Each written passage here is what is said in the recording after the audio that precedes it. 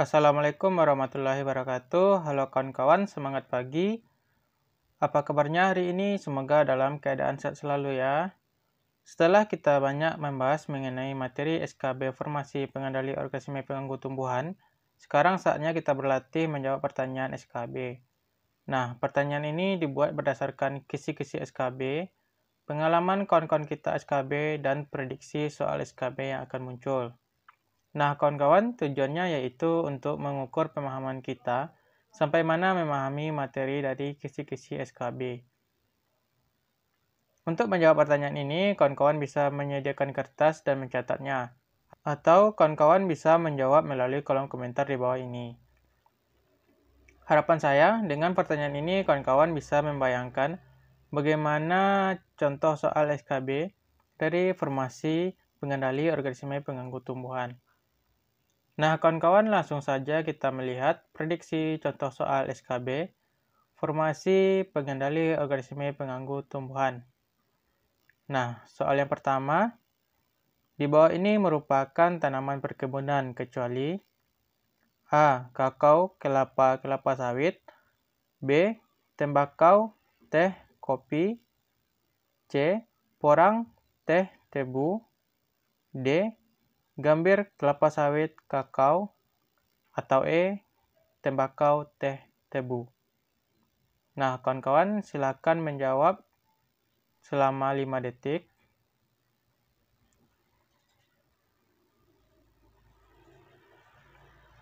Nah, lanjut ke soal nomor 2. OPT utama pada tanaman perkebunan merupakan OPT yang dapat merusak tanaman perkebunan secara signifikan. Di bawah ini yang bukan merupakan OPT utama tanaman perkebunan adalah A. Oryctes rhinoceros, B. Helopeltis sp, C. Ganoderma boninense, D. Phytophthora palmivora, atau E. Nepothetic virescens. Nah, kawan-kawan silakan menjawab selama 5 detik.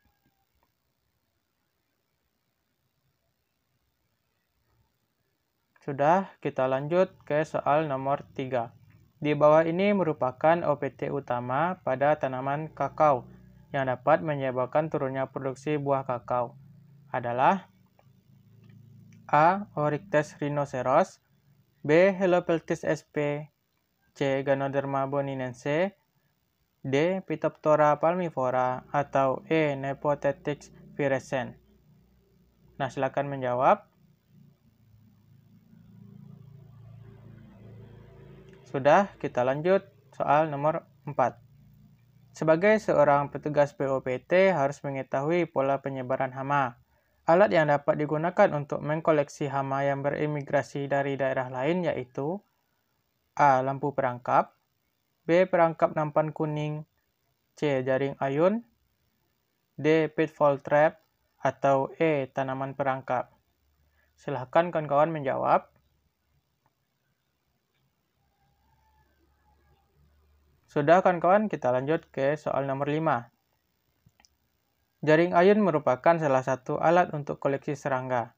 Cara pengambilan sampel menggunakan jaring ayun yaitu dengan cara A. Mengayunkan jaring di sela-sela pertanaman, B. Mengayunkan jaring apabila nampak serangga, C. Mengayunkan jaring ke segala arah atau tidak beraturan, D. Mengayunkan jaring secara memutar, atau E. Mengayunkan jaring secara zigzag. Silakan dijawab kawan-kawan. Sudah, kita lanjut soal nomor 6. Alat yang dapat digunakan untuk mengoleksi hama, khususnya serangga tanah, yaitu, nah kawan-kawan, alat untuk mengkoleksi serangga tanah apa saja? A. Jaring ayun, B. Perangkap nampan kuning, C. Perangkap lampu, D. Pitfall trap, atau E. Koleksi menggunakan tangan. Silakan dijawab kawan-kawan. Sudah, kita lanjut nomor 7. Pengamatan yang dilakukan pada objek tetap meliputi pertumbuhan tanaman, OPT, musuh alami, dan unsur iklim.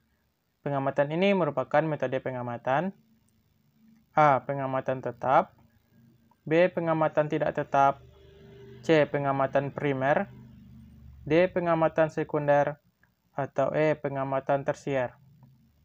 Nah, kawan-kawan silakan dijawab. Sudah, kita lanjut soal nomor 8. Di bawah ini merupakan tujuan pengamatan OPT, kecuali A. Untuk mengetahui jenis dan kepadatan populasi OPT, B. Untuk mendapatkan data luas serangan OPT, C. Untuk mengetahui daerah penyebaran OPT, D. Untuk mendapatkan faktor perkembangan OPT, atau E. Untuk mengetahui varietas tanaman yang ditanam. Silakan dijawab, kawan-kawan.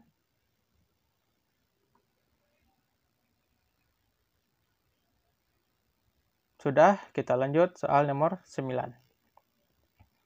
Di bawah ini merupakan pengamatan yang dilakukan ketika melakukan pengamatan tetap, kecuali A. Pengamatan peta tetap, B. Pengamatan lampu perangkap, C. Pengamatan unsur iklim, D. Pengamatan tanaman inang, atau E. Pengamatan peta tetap di persemaian.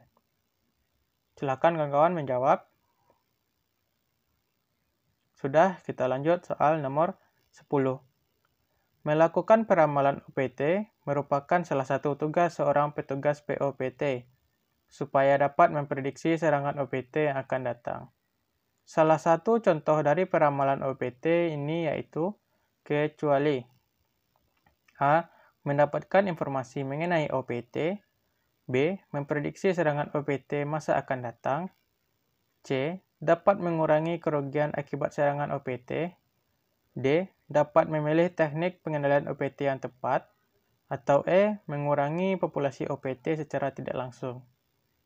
Nah, kawan-kawan silakan jawab.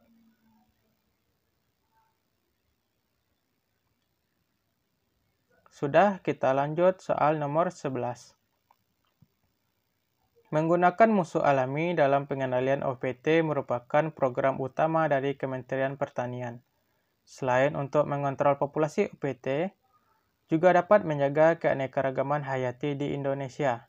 Di bawah ini yang merupakan jenis musuh alami, kecuali A. Predator, B. Parasitoid, C. Polinator, D. Entomopatogen, atau E. Patogen. Silakan dijawab kawan-kawan. Sudah, kita lanjut soal nomor 12. Pengendalian populasi hama dapat dilakukan dengan berbagai cara dan sesuai dengan konsep PHT. Melakukan pengendalian hama dengan cara mengumpulkan telur hama tersebut, kemudian memusnahkannya termasuk ke dalam komponen PHT, yaitu A. Pengendalian fisik, B. Pengendalian mekanik, C. Pengendalian secara kultur teknis, D. Pengendalian menggunakan varietas tahan, atau E. Pengendalian kimiawi. Nah, kawan-kawan silakan dijawab pertanyaannya.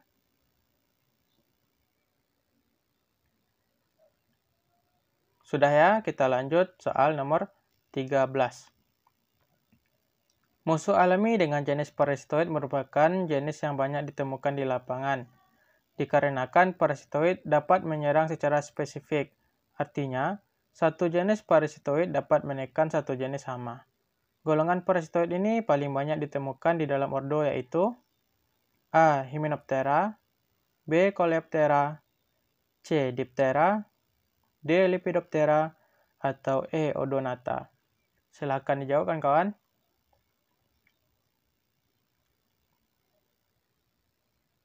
Sudah ya, kita lanjut soal nomor 14.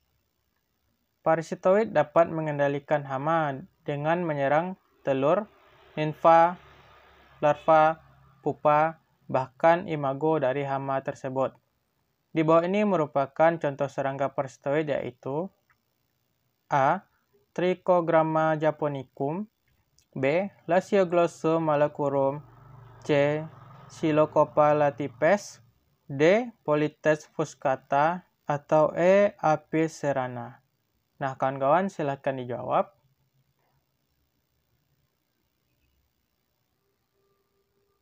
Sudah ya, kita lanjut soal nomor 15. Tanaman cabai sangat rentan terserang oleh OPT. Serangan parah akan menyebabkan tanaman mati sehingga dapat menyebabkan gagal panen pada tanaman cabai. Salah satu hama utama pada tanaman cabai ini yaitu kecuali A. Thrips parvispinus, B. Measles persicae, C. Spodoptera litura, D. Bactrocera dorsalis, atau E. Agrotes ypsilon Han. Nah, kawan-kawan, silakan dijawab pertanyaannya.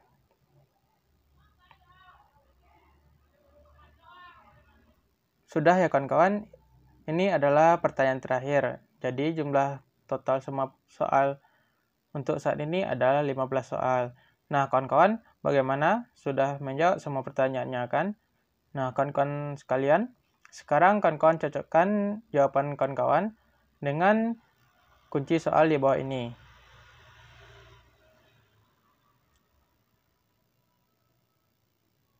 Nah setelah kawan-kawan cocokkan, jawab berapa pertanyaan yang benar dan salah di kolom komentar, biar sama-sama kita tahu di mana kekurangannya nanti.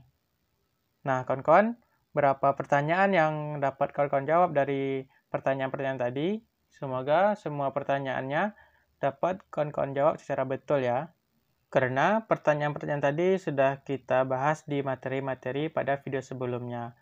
Dan itu juga berdasarkan kisi-kisi SKB Formasi Pengendali Organisme Pengganggu Tumbuhan. Nah, bagaimana?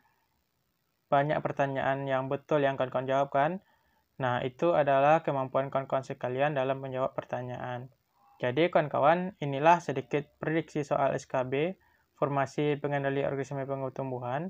Jadi, video selanjutnya kita masih lanjut dengan prediksi soal SKB. Dan pada video selanjutnya kita masih lanjut dengan prediksi soal SKB. Jadi persiapkan dirinya untuk menjawab ya. Nah, jadi kawan-kawan, sekian dulu video ini mengenai prediksi soal SKB. Semoga bermanfaat bagi kawan-kawan sekalian. Terima kasih sudah menonton. Apabila ada kesalahan, mohon koreksi dan masukannya. Tetap semangat dalam belajar dan jaga kesehatannya ya. Salam dari saya dan saya akhiri. Wassalamualaikum warahmatullahi wabarakatuh.